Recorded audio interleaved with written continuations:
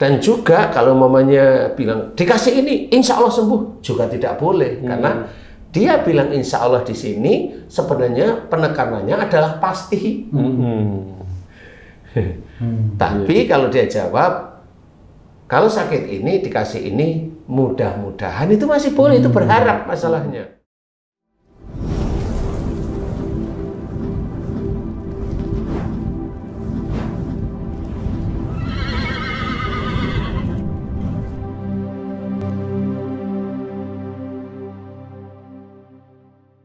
Bismillahirrahmanirrahim. Assalamualaikum warahmatullahi wabarakatuh. Waalaikumsalam warahmatullahi wabarakatuh. Para pemirsa dan sahabat beriman dimanapun berada, alhamdulillah kita berjumpa lagi di Ustadz Danu Official Channel. Semoga kita selalu dalam lindungan Allah Subhanahu wa Ta'ala. Amin ya Rabbal Alamin. Di video kali ini seperti biasa kita akan ngaji lagi bersama guru kita semua, Pak Ustadz Danu. Assalamualaikum Pak Ustadz. Waalaikumsalam warahmatullahi wabarakatuh. Amin. Dan saya juga ditemani oleh saudara saya nih, Bang J. Assalamualaikum Bang. Waalaikumsalam warahmatullahi. Alhamdulillah kita ketemu lagi nih. Alhamdulillah. Para sedulur beriman dimanapun berada, Pak Ustadz dan Bang J, tema kita kali ini tentang sakit di tumit. Jadi sakit yang terasa menusuk seperti itu. Tumit tuh di apa, pangkal telapak kaki itu ya? Nah, iya yang paling belakang itu. Saya punya pengalaman tuh. Apa itu? Temen saya namanya Ani tuh. Dia itu sakit udah lama lah sakit. Akhirnya nggak tahan, dia ke dokter. Sakit di daerah tumit itu? Iya, tumitnya terasa tusuk kayak ada paku-paku gitu. Oh iya, iya, iya. Dia ke dokter karena udah lama nggak tahan sakit, ke dokter. Dokternya malah sakit ini juga. Nah, gimana sih itu? Kalau dokter sakit berobat kemana itu ya? Nggak ada obatnya. Terus gimana itu? Lanjut dulu Pak Tun. Oke. Jadi jika seseorang yang sakit di tumit itu Pak Ustadz terasa tertusuk, ya barangkali juga seperti temannya Bang J ya. Itu disebabkan karena apa ya Pak Ustadz? Ya. Bismillahirrahmanirrahim. Assalamualaikum warahmatullahi wabarakatuh. Waalaikumsalam warahmatullahi wabarakatuh. Amin ya rabbal alamin. Jadi sebenarnya tumit sakit ini ada beberapa keadaan ya. Sakit ya, semuanya namanya sakit di tumit, tapi ada beberapa keadaan penyebabnya. Yang nomor satu adalah sakit yang beneran sakit. Semua sakit, tapi ini yang nomor satu sakit beneran ya. Jadi emang ada sakit bohongan? Enggak, maksudnya pagi ya sakit, siang ya sakit, sore ya sakit, malam hari sakit, itu sakit terus-terusan, mengganggu aktivitas. Ya, itu insya Allah biasanya tumit itu kan sebenarnya kalau jalan itu kan kayak untuk menjadikan sesuatu kalau kita injak itu yakin gitu loh. Kita injak itu yakin, apa namanya?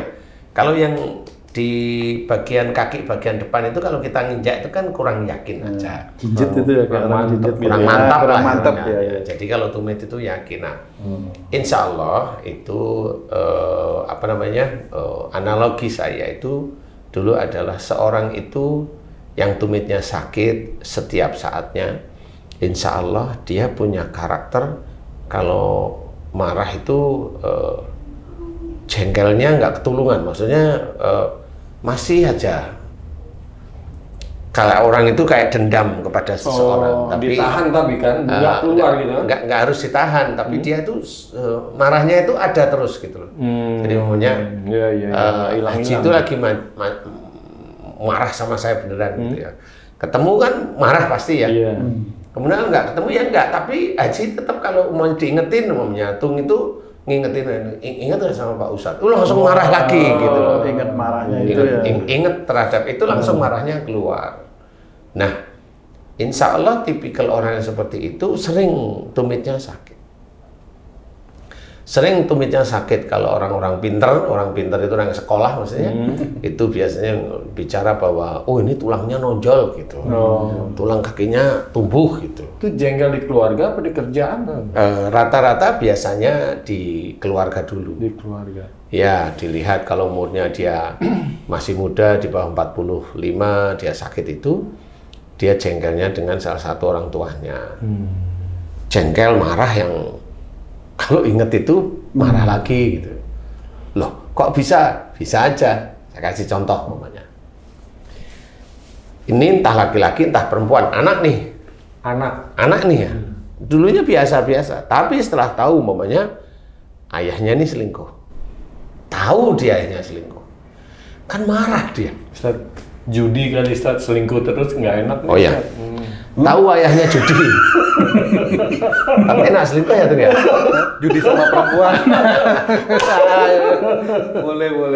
boleh. Jadi intinya ayahnya melakukan kesalahan. Entah itu selingkuh, entah itu judi. Sampai sekarang itu judi online.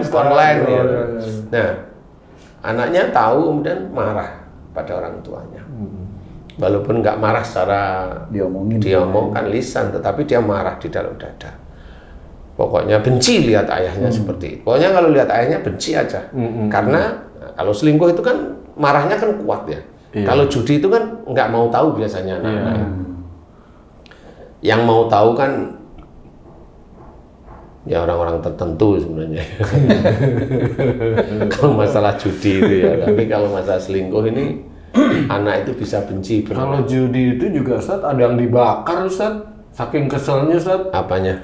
Itu yang main judinya. Oh, yang main judinya. Judi online. Ya, judi online. Wah, itu udah dendam kesumat itu ya. Sudah nggak mungkin marah yang pertama, kedua, ketiga. Enggak, itu pasti sering. Nah, kalau anak itu udah lihat umpamanya ayahnya itu umpamanya selingkuh, ini kan ada benci pada ayahnya. Nah, nanti kalau benci itu kuat, nanti di umur-umur 45 ke bawah, ya sakit dia. Tumitnya selalu sering sakit dia, dan setiap saat itu sakit ya, pagi ya sakit, siang ya sakit, sore sakit, malam sakit, kadang buat tidur itu ceku di tumit itu panas ceku seperti itu. Nah ini kalau sakitnya beneran, sakit beneran itu sakit setiap saat, jadi seharian itu sakit beneran, atau seminggu itu dia sakit di situ dan setiap saat nggak berhenti, jadi kalau jalan itu deglok lah istilahnya. Karena dibuat ngelangkah, pijak itu sakit. Agak pincang dikit. Ya. Nah, insya Allah itu hanya seperti itu. Jadi mamanya si anak itu marah dengan orang tuanya. Atau mamanya gantian. Seorang ibu-ibu yang tumitnya sakit. Mulai kapan sakit? Mulai ini. Sudah menikah? Sudah. Sejak kapan sakit? Dari mulai menikah? Sejak 10 tahun setelah menikah. Nah, ini berarti dulu ada masalah, bisa dengan suami, atau bisa dengan orang tua, atau bisa dengan mertua, yang menjadikan si ibu-ibu tadi itu jengkel dan marah yang kuat sekali. Kayak ada dendam, ada benci, ada dendam di dalam hati. Kiri, pasti kiri nih, kaki kiri. Ya, bisa kiri, rata-rata kan kiri ya. Karena kalau kanan jarang, walaupun ada tapi sangat jarang sekali. Nah, di titik-titik itulah sebenarnya dia harus belajar bahwa marahnya harus dikurangi atau dihilangkan. Kemudian kepada siapanya harus diingat-ingat. Itu untuk mengingat-ingat mudah kok sebenarnya. Bagi orang yang sudah terbiasa memohon ampun kepada Allah Ta'ala, insya Allah ketemu. Oh ya, saya marah dengan ibu saya. Oh ya, saya marah dengan ayah saya. Kenapa kamu marah? Kayaknya saya melihat ayah saya selingkuh dan diulang-ulang. Nah, itu marah jadi. Benci yang kuat sekali. Jadi lihat ayahnya itu langsung benci dulu, udah pergi gitu aja. Lihat ayahnya, nah itu bisa kakinya. Dan itu sulit untuk sembuh karena nggak ngerti. Kasih obat anti apa namanya? Anti nyeri. Anti nyeri pun kayaknya agak-agak sulit yang seperti itu. Nah, caranya untuk menghilangkan gimana? Secara Islami sama. Bertubu ilallahi jami'an ayyuhal mu'minun. Jadi ceritakan, bertobatlah kamu sekalian kepada Allah, orang-orang yang beriman. Jadi taubat ini diperlukan bagi kita, karena walaupun kita itu beriman kepada Allah Ta'ala, tidak luput dari kesalahan, dosa dan sebagainya yang kita lakukan. Jadi tahu langsung taubat kepada Allah Ta'ala, mohon ampun jika ada rasa benci kepada siapa, boleh pada ayah, boleh kepada ibu, boleh kepada istri, boleh kepada suami. Rata-rata di situ, dan itu ada kebencian. Nah, insya Allah kalau sudah taubat kepada Allah, mohon ampun, kemudian minta maaf kepada yang bersangkutan, mamanya si anak dengan ayah, minta maaf lah. Walaupun ayahnya itu yang salah, minta maaf lah, nggak apa-apa. Nah, ini kan berhubungan dia yang sakit. Jadi bukan persoalan ayahnya yang dosa, dia yang sakitnya, ya enggak lah. Masing-masing ada pertanggungjawaban. Masing-masing itu ada pertanggungjawaban sendiri. Jadi pada saat dia itu benar-benar serius memohon ampunannya, insya Allah itu akan dilepas oleh Allah Ta'ala, insya Allah. Dan istiqomah ya. Dan kemudian belajar untuk tidak marah dan benci yang jadi satu. Itu yang satu, itu penyakit. Kemudian ada juga sakit kalau dia bangun tidur itu sakit. Bangun tidur, ya, langsung dirasakan sakit? Ya sakit, ya ditumit. Nanti sekitar beberapa menit atau setengah jam, rasa sakit itu hilang. Nah kalau ini biasanya yang saya amati, sebenarnya orang ini termasuk orang yang suka memohon ampun dan fokus. Mohon ampun dan fokus, mohon ampun tentang amarah-amarahnya dengan siapa, umpamanya ibu-ibu nih, dulu sering marah dengan suaminya, benci, jengkel dan sebagainya, dia coba hilangkan. Mohon ampun kepada Allah Ta'ala, marah kepada suaminya, dia mohonkan ampunan, kemudian dia minta maaf kepada suaminya setiap saat, setiap harinya. Nah, ini biasanya berhubungan dengan tumitnya nanti sakit biasanya. Walaupun awalnya dia nggak sakit, tapi pada saat dia minta maaf sama suaminya, istiqomah, continue, kemudian dia benar-benar mohon ampun kepada Allah Ta'ala jika sering marah sama suaminya, sering benci, sering ini, insya Allah ditumit sakit. Dan sakitnya biasanya bangun tidur. Bangun tidur buat nginjak lantai itu sakit sekali.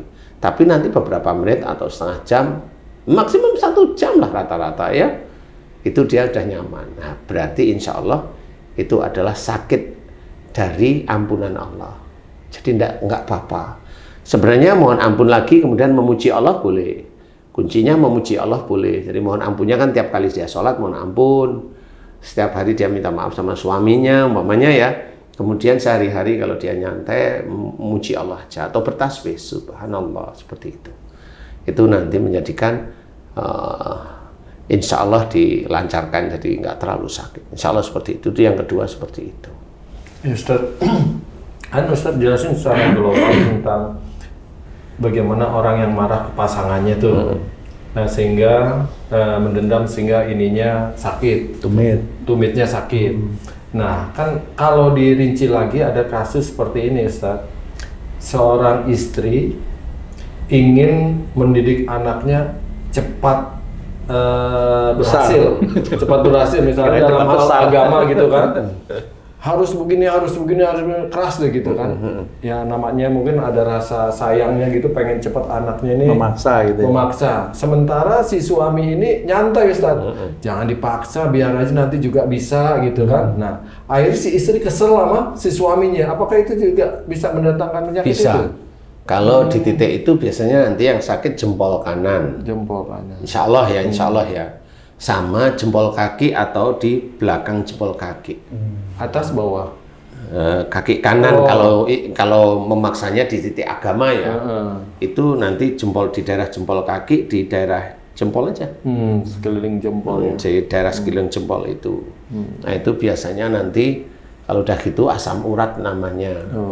Tapi ya belum tentu pada saat dia itu sudah minum asam uratnya sudah mulai normal, sakitnya masih. Seperti itu. Jadi insya Allah tidak boleh ada paksaan di dalam memberikan ilmu, walaupun itu agama Islam kita. La ikraha fiddin, tidak ada paksaan istilah. Jadi kita harus pahami, tetap harus disesuaikan dengan kecerdasan anak kita. Kalau memang anak kita itu kurang cerdas dalam mengikuti agama, ya nggak usah marah. Kan gitu. Padahal saya sebagai orang tuanya kan agamanya kuat, umpama mereka, bukan saya ya ini ya. Mereka agama ini saya kuat, suami saya juga kuat. Kenapa anak saya nggak kuat? Satu biasanya. Dulu kamu sombong dengan agamamu yang kamu pelajari. Sombong istilahnya. Akhirnya punya anak, dibikinlah anaknya agak sulit menerima agama ya, pelajaran agama itu insya Allah anaknya dulu orang tuanya salah satunya sombong. Mungkin maksudnya adalah sesuatu kepinteran ataupun itu dari Allah, bukan dari dia gitu ya? Ya, harusnya seperti itu. Jadi kalau maunya kita belajar agama, kemudian diizinkan oleh Allah Ta'ala, ngerti, mampu, bisa, alhamdulillah bisa mengaplikasikan, yaitu Allah aja. Nah, tapi kan orang-orang yang lain itu kan banyak yang dia tahu, ngerti, oh itu saya. Sehingga dia sombong ke sana, sombong ke sini, bangga dengan dirinya. Nah itu nanti kalau punya anak salah satunya nggak bisa masuk di agama, agak sulit nih. Ini kok nggak kayak ibu sama ayahnya kan. Nah, nggak taunya ibu atau ayahnya sombong dulunya. Jadi tidak paham bahwa yang mengizinkan seseorang itu paham tentang agama, tauhid, ajaran Islam itu sebenarnya Allah, bukan kita. Jadi nggak perlu disombongkan seperti itu. Nah, insya Allah seperti itu. Kalaupun umpamanya bapaknya bagus, kemudian ibunya bagus, kemudian dua-duanya sombong, anaknya pandai agama semua, itu malah istijrat, dibiarkan sama Allah Ta'ala. Sehingga kebanggaan itu sampai ke anak-anaknya juga. Itu juga nggak paham, orang dikiranya ya juga sama, itu dari dia dan sebagainya. Enggak. Itu dari Allah Ta'ala. Sampai orang lain bilang, wah jelas aja orang tuanya pandai, gitu kan kadang-kadang. Iya, pandai itu dari Allah aja. Kan gitu ya. Nggak ada masalah.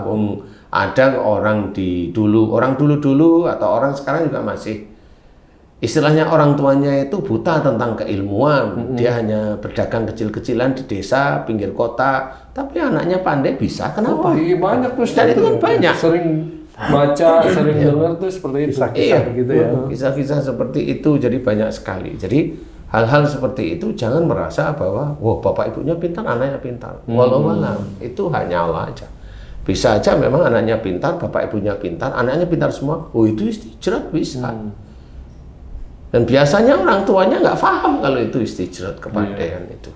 Sehingga bangga itu sama. Semuanya itu sama, bangga semuanya. Memupuk kebanggaan malah ya. Nah, di situ tidak boleh. Makanya sakit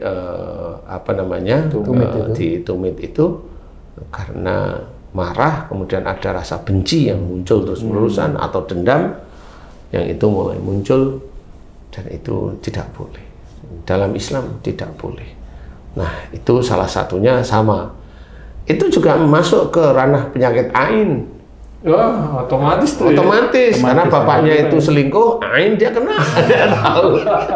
Tapi yang muncul marah sama benci gitu ya. Komorbid dari ain. Penyakit yang muncul. Yang menyebabkan ain bapaknya. Jadi dia seperti itu. Insya Allah jadi belajar yang baik. Kemudian kalau ada kesalahan, kekurangan ya dimaafkan. Kemudian kita sendiri belajar untuk tidak emosional, ya jangan marah. Bagimu surga itu benar-benar harus belajar, bukan hanya cuma tekstual hafal aja, enggak, buktiin, praktekkan. Nanti insya Allah itu Allah akan memberikan hidayahnya kepada kita, sehingga kalau paham kemudian dipraktekkan ya nanti Allah akan memberikan rahmatnya. Di luar hidayah Allah akan memberikan rahmat, sehingga yang sakit insya Allah diberi kesembuhan hanya dengan mohon ampun, Tidak makan ini, enggak berani ngomong. Oh itu sakit itu dikasih ini pasti sembuh, enggak boleh. Walaupun ini orang Muslim, dia bilang pasti sembuh, enggak boleh. Udah syirik ya? Itu sudah syirik sebenarnya, tidak boleh. Kesembuhan itu milik Allah Ta'ala. Dan juga kalau mamanya bilang dikasih ini, insya Allah sembuh, juga tidak boleh. Karena dia bilang insya Allah di sini, sebenarnya penekanannya adalah pasti. Tapi kalau dia jawab, kalau sakit ini dikasih ini, mudah-mudahan itu masih boleh, itu berharap masalahnya. Kan seperti itu. Jadi tidak boleh sebagai seorang Muslim itu seperti itu, tidak boleh. Kamu sakit ini, kamu ke Penang, pasti sembuh, itu tidak boleh seperti itu. Kamu ke Singapura, pasti sembuh, nggak boleh. Kamu kena kanker hati, kamu ke Cina, ganti hatimu, pasti sembuh, itu ya nggak boleh. Seperti itu. Ganti hatinya dengan hati hewan lagi. Hati orang lain. Karena biasanya orang yang di sana kan ditembak dudar, hatinya baru diambil. Atau dia mendonorkan dirinya ya. Banyak kasus seperti itu ya. Ya insya Allah harusnya belajar seperti itu agar tidak dendam, tidak benci terhadap seseorang. Kalau tidak menginginkan bangun tidur setiap hari tumitnya sakit. Mudah-mudahan ini manfaat bagi kita semuanya, insya Allah. Wallahu a'lam. Alhamdulillah, terima kasih banyak Pak Ustadz penjelasannya. Nanti tanya tuh temennya sih. Para pemirsa dan sahabat beriman dimanapun berada, demikian tadi penjelasan dari guru kita Pak Ustadz Danu tentang sakit di daerah tumit. Mudah-mudahan juga nih temannya Bang J dengerin ya, bisa mohon ampun nanti. Mudah-mudahan tayangan kami kali ini bisa bermanfaat buat kita semua untuk meningkatkan keimanan dan ketakwaan kita kepada Allah Subhanahu wa taala. Amin ya rabbal alamin. Saya Tung pamit diri, sampai jumpa di video kami yang lain. Wassalamualaikum warahmatullahi wabarakatuh. Waalaikumsalam warahmatullahi wabarakatuh. Alhamdulillah.